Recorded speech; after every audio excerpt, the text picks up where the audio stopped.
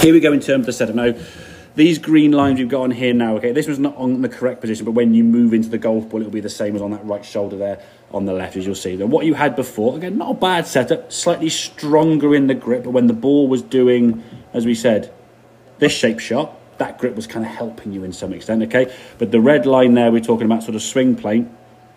As we went back on this one here now, we can see not really much body movement, sort of quite a steep, picky-uppy kind of action there with the club.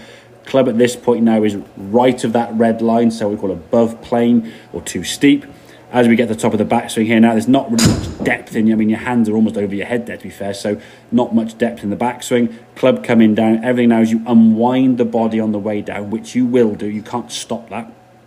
The club now is further outside that red line even more so, okay? Coming across the golf ball and swinging hard left to try and stop it going right. Even though you try to stop it right, it starts kind of squarish and then it's curving off to the right there, okay? And that was the problem. You knew the ball was going to go that way, so everything in your power is now to try and send it left of target. This right-hand one now is the process, I think, for every shot you're going to do, okay? We're going to swing the golf club back now as a rehearsal here, okay? So this is trying to go back to back here. You do go back a little bit further on occasion, but that's fine. That'll just come with practice, okay? But just moving the club to rehearse this. So you see your chest now. See how loose my hands are. Exactly, yeah. So the club's moving back. Almost the weight of the club now is moving back here. And your chest, as you can see now, is opening back. You can see the logo on your chest there as you go back. So you rehearse that movement first. Get a few of them, 3, 4, 5, whatever. Then you do a full practice swing, yeah? The difference in the club here now is much further behind your head, much shallower, much flatter, much better angle, yeah? Now as we come back into the golf ball, we would swing through and we finish up on that left side. This foot now starting to lift a little bit more, okay? Then we step in the golf ball now. The only thought now, when we actually get yourself into the golf ball, the green line on your shoulder there now, the club now working left of that green line, yeah? The hands are a lot more behind your head and the hands now are still underneath that green line. As you come back to the golf ball, we're still coming down left of that green line, left of the green line.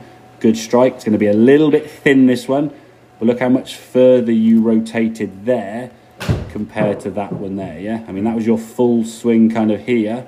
If we clear all the lines off, look how much more body rotation with the golf ball. You've got your hips are fully rotated. I mean, you can't see your left leg because your right leg's kind of sort of still back here because you've not really moved off the golf ball, yeah?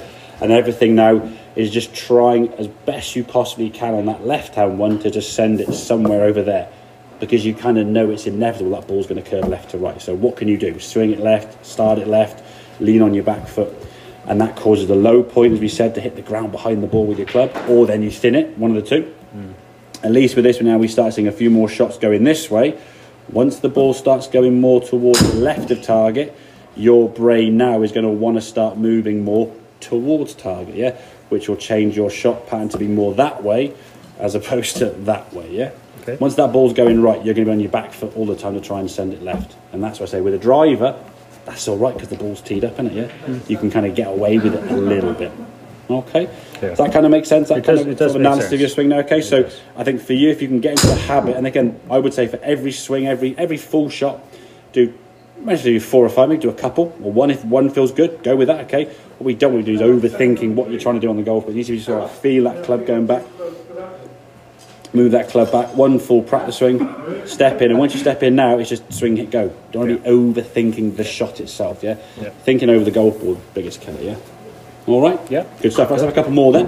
We'll see if we can get back into that groove you were getting into. Go sort of a 5-6 minute break there. That's kind of the same as you would find on a golf course, having hit a tee shot. Now we've walked your second shot. Let's see how we do. Okay, then, Philip?